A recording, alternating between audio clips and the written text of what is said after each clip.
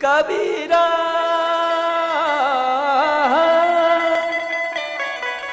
कबीरा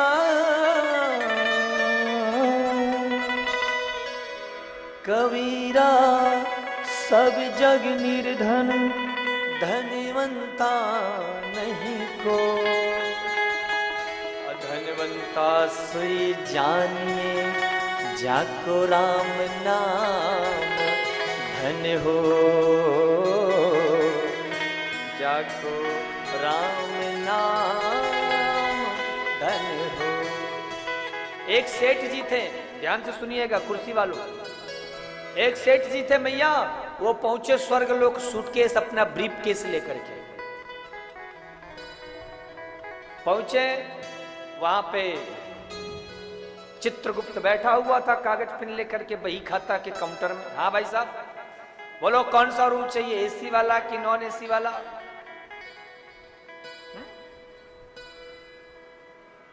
जैसा रूम जैसा बजट होगा तुम्हारा वैसा रूम मिलेगा। बोले आप बजट का टेंशन नहीं, बस कमरा अपने को होना चाहिए, अटैच रूम जरूरी है,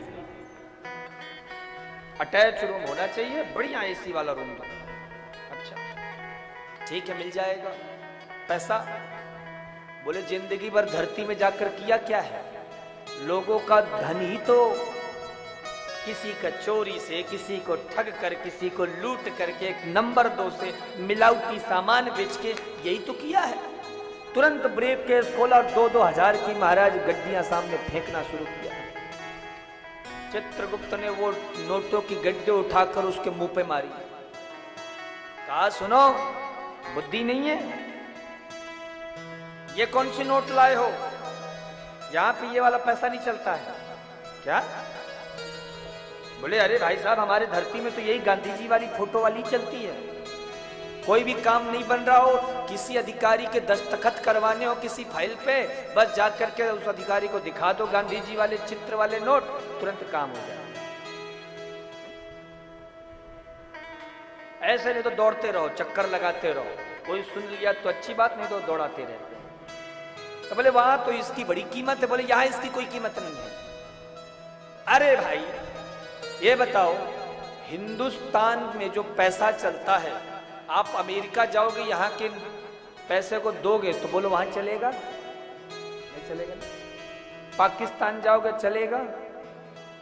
नेपाल जाओगे चलेगा? नहीं चलेगा। नेपाल का एक अलग रुपया होता है, पाकिस्तान का, जापान का, चीन का, अमेरिका का, सबका अलग अलग रुपया है। तो बोले कि जब देश बदल जाने से रुपया बदल जाता है तो यहाँ तो धरती और स्वर्ग का कितना बड़ा अंतर है, तो क्या यहाँ पे रुपया नहीं बदलेगा? अच्छा तो बताओ यहाँ कौन सा रुपया चलता है, तो व्यवस्था की जाए। बोले यहाँ तो वो रुपया चलता है कि तुमने धरती में कितना लोगों को दान किया है, कितना धर्म किया है, कितना पुण्य किया है, कितना भूखों को भोजन कराया, यहाँ पे ये रुपया चलेगा। वो रुपया हो तो बताओ। उस सेठ ने माथा पकड़ लिया, बोले वो तो मैंने कमाया ही नहीं। हाँ वो मैंने नहीं कमाया। क्यों?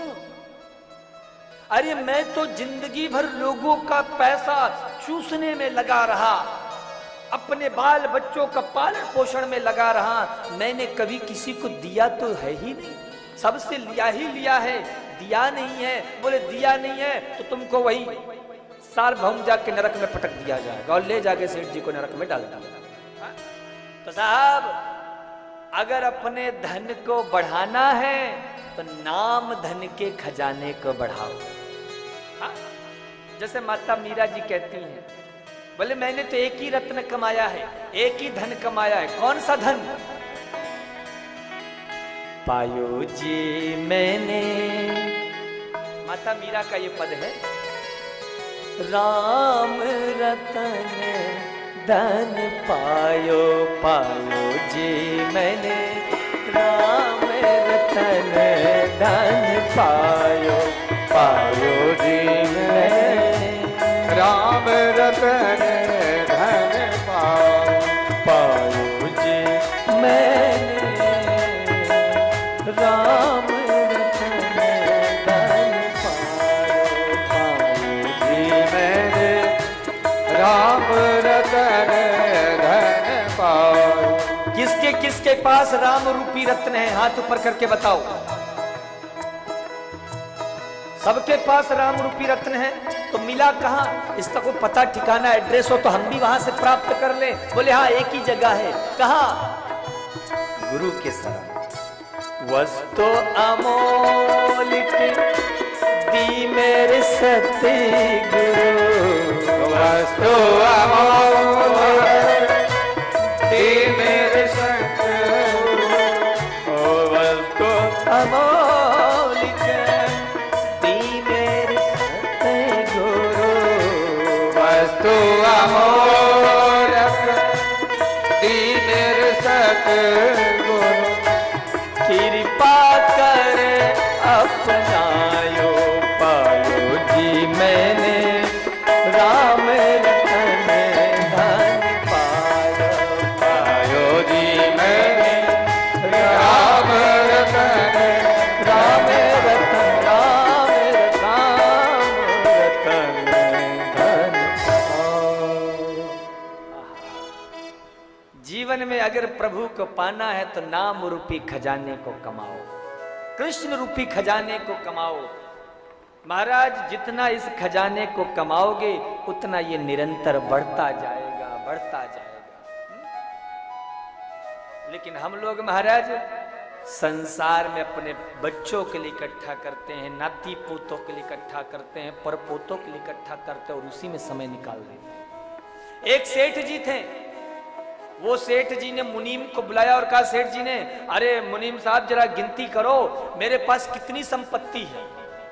मुनीम ने बड़ा लंबा टाइम लगा के पूरी गणना की और गणना करने के बाद कहा, सेठ जी आपने इतना पैसा इकट्ठा कर लिया है कि आपकी आने वाली 21 पीढ़ी भी अगर बैठे बैठे खाएगी तो भी खत्म नहीं होगा। 21 पीढ़ी तक आपके परिवार बच्चे सब बैठे बैठे खाएंगे। सेठ जी ने ज्यों सुना टेंशन से भर गए, दुखी हो गए। मुनीम ने पूछा, सेठ जी दुखी क्यों हो? बोले मैं ये सोच रहा हूं कि मेरी जो 22वीं पीढ़ी होगी उसका क्या होगा।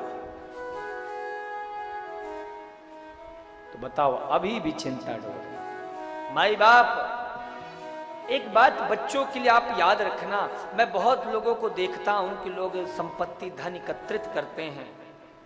आप जितना ध्यान धन संपत्ति को इकट्ठा करने में लगाते हो, अगर इतना ही ध्यान तुम अपने बच्चों पे लगाओ तो महाराज वो धन संपत्ति से कहीं ज्यादा संपदा तुम्हारे पास एकत्र हो जाए। मैं ये नहीं कहता कि घर न बनाओ, गाड़ी ना खरीदो, कपड़े अच्छे ना पहनो, अच्छा भोजन ना करो, मैं ये बिल्कुल नहीं कह रहा हूं। खूब अच्छा भोजन करो, खूब अच्छे से रहो, खूब अच्छी गाड़ी से चलो, सब अच्छा है। पर इन सब के बीच में जो समय हमें अपने संतान को देना चाहिए वो हम दे नहीं पाते। और इसका परिणाम ये होता है, इसका दुष्परिणाम कि वही बच्चे जब बड़े होते हैं तो माँ बाप को वृद्धाश्रम में, अनाथालय में कहीं छोड़ के चले आते हैं। कितना बड़ा दुर्भाग्य है हमारे देश का, हमारी संस्कृति के गौरव में ये धब्बा लग रहा है महाराज कि हमारे राम कृष्ण की भूमि में अब वृद्धाश्रम बन रहे हैं।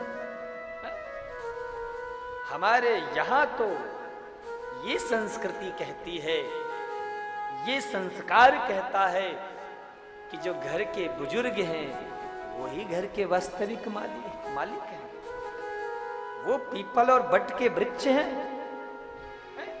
सब कुछ उनका है।